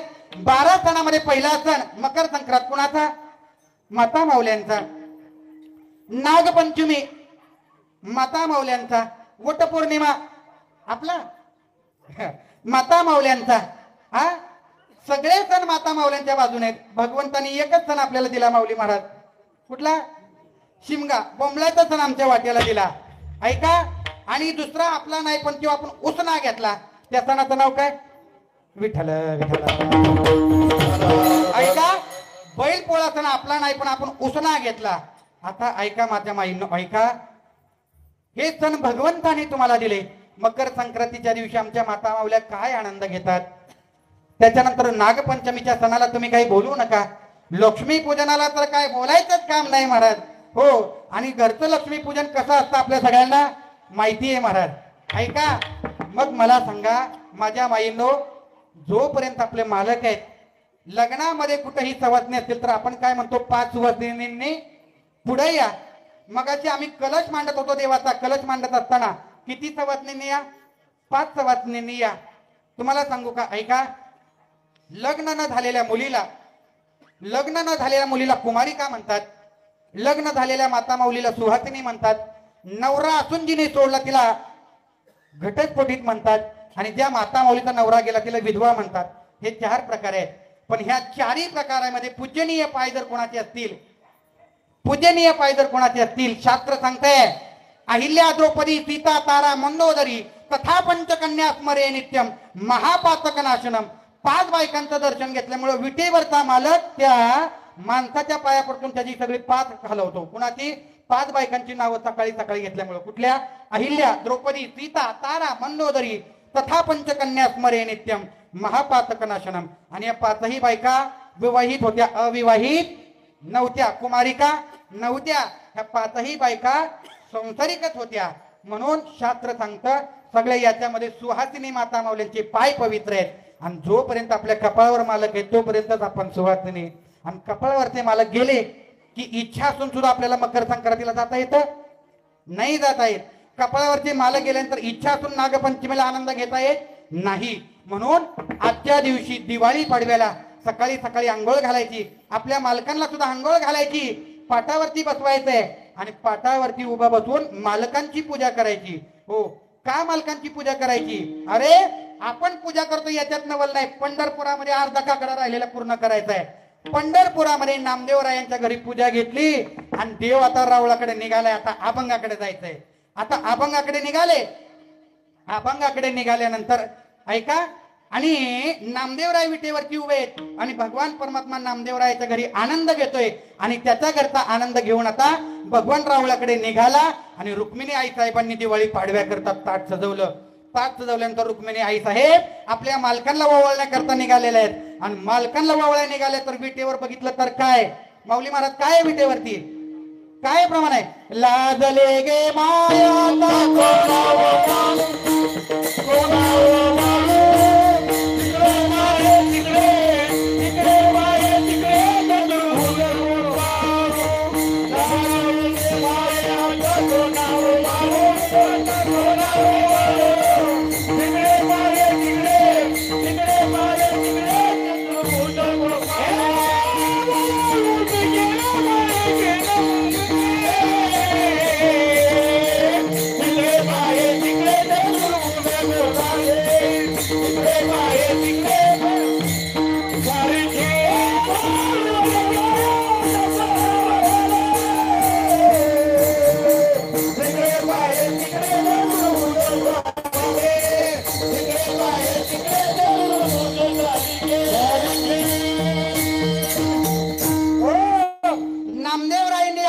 वर्णन केले काय. लादले गे माय आता कोणा ववाळू जिकडे पावे तिकडे चतुर्भुज गोपाळू ओवाळू गे गेले माये सखया मादारी जिकडे पावे तिकडे चतुर्भुज नरनारी. अरे लादले गे माय रुक्मिणी मातेला लाज वाटायला लागली काय. अरे कुणाला ववाळू कारण जिकडे पाहावे तिकडे भगवंताची चतुर्भुज रूप दिसायला लागली आणि मला सांगा ज्याच्यात बघावं त्याच्यात विठ्ठल परमात्मा दिसायला लागला. शास्त्र सांगते दिवाळीच्या पाडव्या दिवशी माता मावल्यांनी फक्त आणि फक्त आपल्या कपाळावरच्या मालकाला वावळावं आणि हिथं तर हजार नवरं बसल्यात कुणाला वावळू. हा रुक्मिणी मातेला प्रश्न आहे. अरे आपला मालक समजून दुसरी त्या मालकाला वावळला तर तो मालक पदरात पडायचा आणि आपलं पातिव्रत्य भंग व्हायचं होईल का नाही महाराज. आपला नवरा समजून दुसरीच्या नवऱ्याला वावळ्या कसं होईल आणि दुसरीच्या नवऱ्याला वावळ्या तिसरी का बसल का. हा असं रुक्मिणी मातेची अवस्था झाली महाराज. आणि मग भक्तराज असणारे नामदेवराय वैजयंती माळ गळा श्री वच्छलांचल आई साहेब वैजयंती माळ ज्या भगवंताच्या गळ्यामध्ये रुळतीये आणि भृगु ऋषींचं वच्छलांचन छातीवरती भृगु ऋषींनी मारलेली लात ज्या भगवान परमात्म्याच्या विटेवरती उभाय ना वैजयंती माळ आणि वच्छलांचन ज्या देवाच्या छातीवरती ना तो भगवान परमात्मा ही माणसं विठ्ठल नाहीयेत. ही कोण भक्तानं रुक्मिणी आई साहेबाला सांगितली आणि पाडव्याच्या दिवशी रुक्मिणी आई साहेबांनी देवाला ववाळलं. आता का देवाला ववाळलं आणि का बलिप्रत्या साजरी करायची त्या अभंगाकडे या. विठ्ठल हो आता आजचा दिवस बलिप्रतिपदा इकडे या. हा अख्ख्या 12 वाजेपर्यंत तुम्हाला सगळी दिवाळी सांगतोय कारण काय झाले महाराज. हा लय दिवस झालं मला काही कीर्तन मिळलं नाही आणि पहिल्यांदाच मला एवढे ऐकायला एवढी श्रोते आणि तुम्हाला सांगू का वक्त्याला जेवढा समोर श्रोता अधिक असेल जेवढा जाणकार श्रोता असेल तेवढ्या बोलणाऱ्या वक्त्याला अधिक आनंद मिळतो. हो आणि मला बोलायला आवडतं आणि एवढ्या दिवसांनी एवढी माणसं ऐकायला बसल्यात. हा आता 5 वाजेपर्यंत सुट्टी कुशाल नाही म्हणताय. बरोबर आपण 11 वाजता कीर्तन संपूया. ऐका गोड चिंतन लक्ष देऊन ऐका. आता बलिप्रतिपदे करता या का दिवाळी पाडवा साजरा करायचा त्या कारणावरती या. काय झालं त्रेतायुग झालं. हा त्रेतायुगामध्ये भक्त प्रल्हाद नावाचा अवतार होऊन गेला. भक्त प्रल्हादाच्या मुलाचं नाव विरोचन आणि विरोचनाच्या पोटी बळीराजा नावाचा मुलगा जन्माला आला. आता बळीराजा नावाचा मुलगा जन्माला आला. जगामध्ये बळीराजासारखा दुसरा दानशूर कुणी राजा नव्हता. पण बळीराजा जरी दानशूर राजा असला तरी तो कुणाचा राजा होता. राक्षसांचा राजा बली होता आणि राक्षसांचा राजा बली होता आणि ईश्वर प्राप्ती करता त्याने 100 यज्ञ करायचे ठरवले राजसूय यज्ञ. आता बळीराजाचे 99 यज्ञ पूर्ण झाले. किती 99 आणि 99 यज्ञ पूर्ण झाल्यानंतर बळीराजाचे इंद्र थरथर थरथर कापायला लागला का. इंद्राला भीती वाटली आता आपली खुर्ची जाते का काय आणि इंद्र धावत पळत आला आणि देवाच्या पाया पडला. देवा मला वाचवा देवा मला वाचवा माझी खुर्ची वाचवा. देवानं सांगितलं बाबा शरण येईल त्याला मरण नाही. म्हटले देवा मला वाचवा. देव म्हटलं ठीक आहे वाचवलं तुला. आता काय झालं ते सांग. त्यावेळेस बळीराजा म्हटला इंद्र म्हटला देवा बळीराजाने 99 यज्ञ केले आता 100 करायला लागला. म्हटले करू देणार यज्ञ केल्याने चांगलंच आहे. सप्त करणं वाईट गोष्ट आहे का.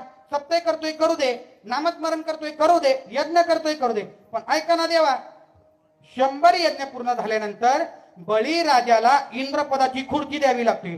मग म्हणले चांगली देऊ ना. म्हणले माझी ना. म्हणले तुमची खुर्ची आहे. मग म्हणले तुमच्याकडे कशाला आलोय? खुर्ची वाचवायसाठी आलोय. हो, तवापासून आलाय बरं का ती खुर्ची वाचवायसाठी विरोध पार्टीत जायचं लगेच. हो, आणि विरोधी पक्षात गेली की खुर्ची बी वाचते आणि पद बी वाचते. आता इंद्र देवपणाची खुर्ची सोडून देवाकडे आला आणि देवाला सांगितलं, देवा बळीराजापासून माझी इंद्रपदाची खुर्ची वाचवा. मग देवानं काय केलं? वामन अवतार धरला आणि वामन अवतार धरून भगवान परमात्मा त्या ठिकाणी बळीराजाच्या यज्ञामध्ये प्रकट झालेले आहेत. आता बळीराजाच्या यज्ञामध्ये प्रकट झाल्यानंतर बळीराजाच्या अंगणामध्ये बामण आला आणि दारामध्ये भिक्षा मागायला लागला. त्यांनी पहिल्यांदा आवाज दिला, ओम भवती भिक्षां देही, असा आवाज दिला. आणि बळीराजाने बघितलं आपल्या दारामध्ये कुणीतरी भीक मागायला आले, कुणीतरी दान मागायला आले. माता माऊल्यांच्या करता मी हात जोडून एक विनंती करेन, ऐका. शास्त्र असं सांगतं, आपल्या दारामध्ये कुणीही येऊ द्या, अगदी वैरी जरी आपल्या दारात आला ना तरी तो रिकाम्या हाताने कधीही जाता कामा नये. शास्त्र असं सांगतं, आपल्या दारामध्ये आलेला कुणीही अतिथी येऊ द्या, तो रिकाम्या हाताने जाता कामा नये. नाही काही देऊ शकलो तर त्याला तांब्याभर पाणी देऊ शकतो. आणि तांब्याभर पाणी जरी नाही देऊ शकलो तरी त्याला नाही पाणी देता आलं तर त्याचा अपमान करून माघारी पाठवायचं नाही. शास्त्र असं सांगतं, आपल्या दारातून जर कोण रिकाम्या हाताने माघारी गेलं तर आपल्या घरातलं सुख, समाधान आणि शांतता घेऊन जात असतं. म्हणून माझ्या माईंनो, आपल्या दारामध्ये भिकारी जरी आला तरी त्याला रिकाम्या हाताने जाऊ देऊ नका. पण आपल्याकडे प्रथा अशी, पाहुणा आला, महाराज आला आपल्या घरी आणि पाहुणा आपल्या घरी आला आणि पाहुणा आपल्या घरी आला की आपण म्हणतो, घ्या ना एक लाडू जास्ती घ्या ना. आणि भिकारी दारामध्ये आला, ए मधुकरी हो पुढच्या घरी. आता जुन्या काळामध्ये म्हण होती काय, साधू संत येती घरात तोची दिवाळी दसरा. पण माऊली महाराज ती म्हण आता तशी राहिली नाही, ती म्हण आता अशी झाली, साधू संत येती घरा तोची दार खिडक्या बंद करा, नाहीतर शिरतील भरा भरा. हो महाराज, साधू संत अशी प्रथा झाली. आणि प्रथा झाल्यामुळं मग बळीराजाच्या दारामध्ये मागायला आला आणि बळीराजाच्या अंगणामध्ये दान मागायला आल्यानंतर, बळीराजाला दान मागायला आल्यानंतर शास्त्र सांगतं, आता आम्ही आळंदीमध्ये शिकत असताना आळंदीमध्ये मधुकरी मागायची प्रथा आहे. तुम्हाला वाटतं कीर्तन महाराज लोकांचं बरं आहे, 2 तासाचं कीर्तन आहे. पण तुम्हाला सांगू का, 2 तासाचं कीर्तन करण्याकरता, या 2 तास या गादीवरती उभं राहण्याकरता 12 वर्ष आळंदीमध्ये राहून साधना करावी लागली. आणि ती साधना अशी तशी नाही, तर मधुकरीचं अन्न खाऊन जावं लागलं. मधुकरीचं अन्न म्हणजे काय, तर एक गाव वाटून दिलं जायचं. समजा आम्हाला कुसूर नावाचं गाव मिळालं तर त्यामध्ये आम्हाला नरुटे आळी दिली जायची. आता नरुटे आळीला आमची मधुकरीची पाळी असली, रोज त्याच घरी मधुकरीला मागायला जायचं आणि दारामध्ये जाऊन आवाज द्यायचा, मधुकरी. 3 वर्ष मधुकरी मागत होतो, पण असं वाटायचं आज पहिल्यांदाच मधुकरी मागायला आलोय की काय. काय काय माता मावल्या आजी, काय काय म्हाताऱ्या आजी हातामध्ये भाकरी घेऊन आमची वाट बघत असायच्या, कधी बुवा येईल आणि मी त्याला भाकरी देईल. त्यांचा नियम होता, महाराजांना भाकरी दिल्याशिवाय जेवायचं नाही. तुम्हाला सांगतो, एक दिवस आई काहीतरी कामामध्ये होती आणि आई कामात असताना आईनं 3-4 वर्षाचं लहान लेकरू होतं. असं ते बाळ, त्या बाळाला सांगितलं, बाळा महाराजांना भाकरी दे. आता पावसाळ्याचे दिवस होते, ते बाळ भाकरी देण्याकरता आलं, टोपलं घेऊन आलं. मला वाटलं टोपल्यातनी एक भाकरी काढायला माझ्या वट्यामध्ये टाकील, पण त्या बाळाने काय केलं महाराज, अख्खं टोपलं झोळीमध्ये प्राप्त केलं, पालतं घातलं. आता मला ती दोन्ही हाताने झोळी धरलेली, हात काय ठेवता येणार. मग अख्खी टोपलं पालते केले, 8-9 भाकरी होत्या. मग त्या बाळाच्या आईला म्हटले, आई इकडे या. म्हटलं आम्ही जेवायला 4-5 जणच आहोत, एवढ्या भाकरी काय करायच्यात आम्हाला, या भाकरी माघारी घ्या. तेव्हा ती आई म्हटली, महाराज तुम्हाला सांगू का, 700 वर्ष झाली माऊलींना जाऊन, पण 700 वर्ष आम्हाला फक्त द्यायचं माहिती, आम्हाला घ्यायचं माहित नाही. मी परत स्वयंपाक करेल पण तुमच्या झोळीतली भाकरी माघारी घेणार नाही. त्या माता माऊलीने सांगितलं, महाराज माझ्या दचकन डोळ्यामध्ये पाणी आलं. आज मला माझ्या आईची होत नाही, पण मधुकरी वाढणाऱ्या त्या माता माऊलींची आज सुद्धा आनंद झाल्याशिवाय राहत नाही. आणि मधुकरीच्या गावात गेलो ना, माहेराला गेल्याचा आनंद आम्हाला मिळतो का, त्या गावच्या भाकरी खाऊन आम्ही मोठे झालोय. तुम्हाला सांगू का, एखाद्या आईला जर अडचण असेल तर ती आई काय करणार, आपल्या लहान बाळाला सांगणार, पप्या इकडे त्या साखरेच्या डब्यातली वाटी घे आणि चमचाभर साखर त्या महाराजांच्या हातावर दे. ते बाळ दारामध्ये आलं, चमचाभर साखर हातावरती वाढली की समजून चालायचं 4 दिवस या आईला अडचण आहे, 4 दिवस इकडे फिरकायचं नाही. एकदा मधुकरीला गेलो आणि मधुकरीला गेलो, गावात चिरल्याच बघितलं महाराज, नरुटाळीला एका ठिकाणी मैत झालं होतं, म्हातार बाबा भिंतीला टेकवलेले आहेत. आता तिथं मैत बघितलं, आता पुढे मधुकरीला कसं जाणार? तिथूनच माघारी फिरलो. पण एका माऊलीनं बघितलं, खालच्या आळीच्या माऊलीनं बघितलं, म्हणले थांबा महाराज, सुतक फक्त नरुटाळीला आहे, आमच्या अडचुळ आलीला सुतक नाही, आमच्याकडे या. आणि म्हटलं किती भाकरी लागतील महाराज? म्हणलं 10 भाकरी. त्या माता माऊलीनं 10 भाकरी करू दिल्या. सांगितलं महाराज 10 दिवस सुतक आहे, पण आता आलाय ना, रिकाम्या हाताने माघारी जाऊ नका. 10 भाकरी त्या माता माऊलीनं बघता बघता करून दिल्या. त्या माता माऊलींचं असं वाटतं, अरे त्यांच्या आमच्या कातड्याचे जोडे त्यांच्या पायात घातले तरी त्यांचे उपकार पेटणार नाहीत महाराज, एवढे उपकार त्यांनी केले. हो ऐका. आणि मग बळीराजाच्या यज्ञामध्ये आलाय. ऐका आता, बळीराजाच्या यज्ञामध्ये वामन नावाचा देव आलाय आणि वामनानं भगवती भिक्षान देई. आता पुढं चरित्र ऐका. दैत्यगुरु असणाऱ्या शुक्राचार्याने ओळखलं, म्हणले बळीराजा थांब, संकल्प सोडू नकोस. हा वामनाच्या रूपामध्ये देव आला आणि तो तुला पायाखाली तुडवणार आहे.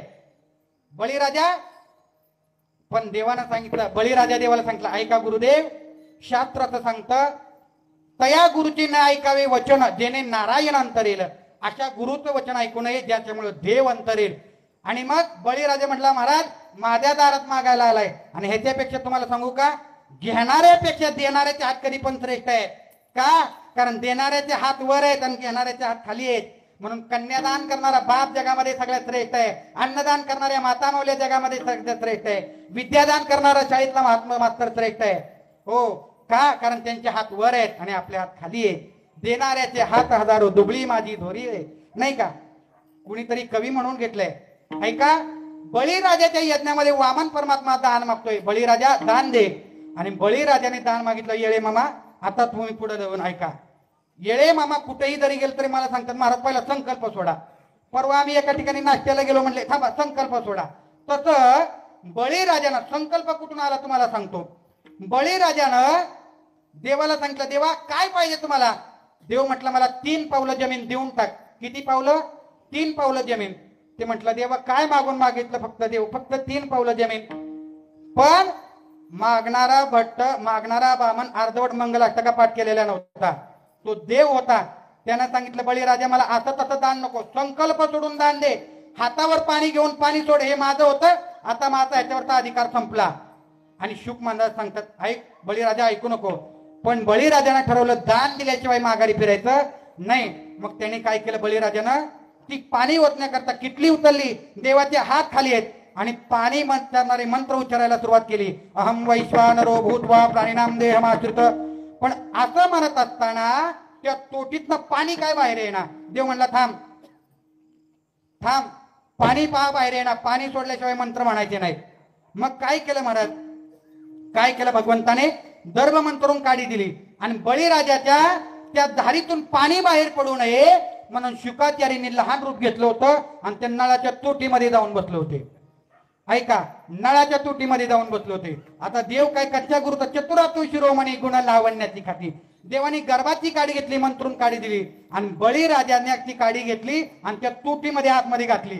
जसं पायपीतून पाणी यायना म्हटलं की आपण काय करतो, एखादं काटो घेतून तसं हलवतो त्याला, तसं त्या तोटीमध्ये काडी घातली, हलवली. आणि हलवल्याबरोबर परिणाम काय झाला महाराज प्रमाणे, आडाला मनोनी पोडियेला डोळा, आडाला मनोनी पोडियेला डोळा, आडाला मनोनी पोडियेला डोळा, आडाला मनोनी पोडियेला डोळा, पडीने आंधळा शुक्र केला, पडीने आंधळा शुक्र केला, पडीने आंधळा शुक्र केला, पडीने आंधळा शुक्र केला.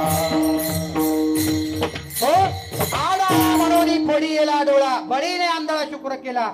मग तोटीतून पाणी बाहेर येण्याकरता, संकल्प सोडण्याकरिता बळीराजानं मग पाणी ओतायला सुरुवात केली. देवाला 3 पावलं भूमी दान दिली.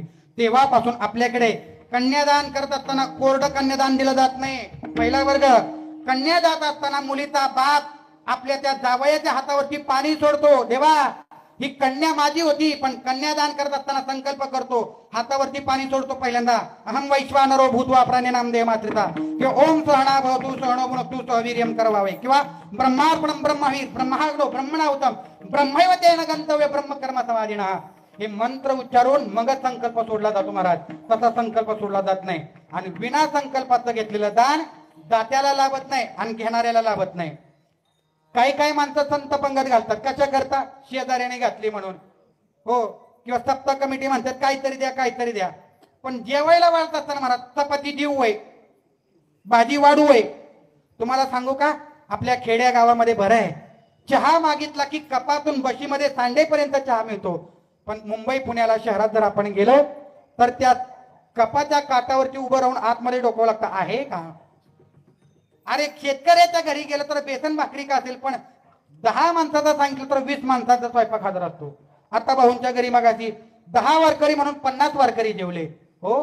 पण शहरामध्ये तुम्ही 4च लोक सांगितले होते, 5 जण कसे काय आलात? आता मला सांगा, हो, एका ठिकाणी जेवायला गेलो महाराज, एवढ्या 2 चपात्या दिल्या, छोट्या 2 चपात्या दिल्या, आणि आणखी काय हवंय का?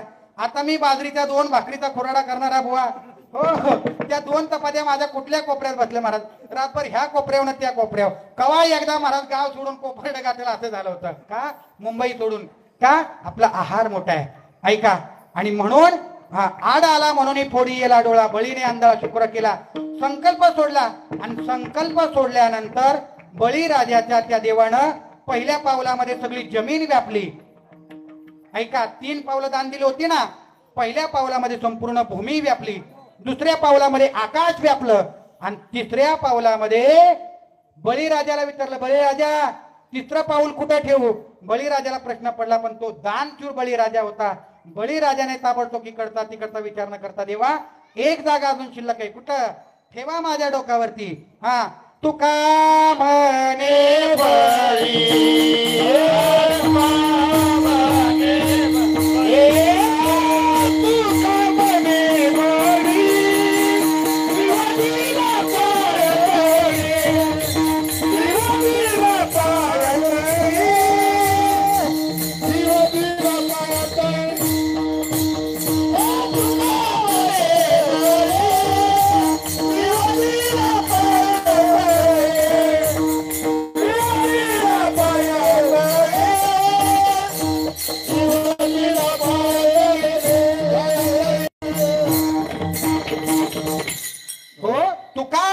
आणि जीव दिला पायातळी.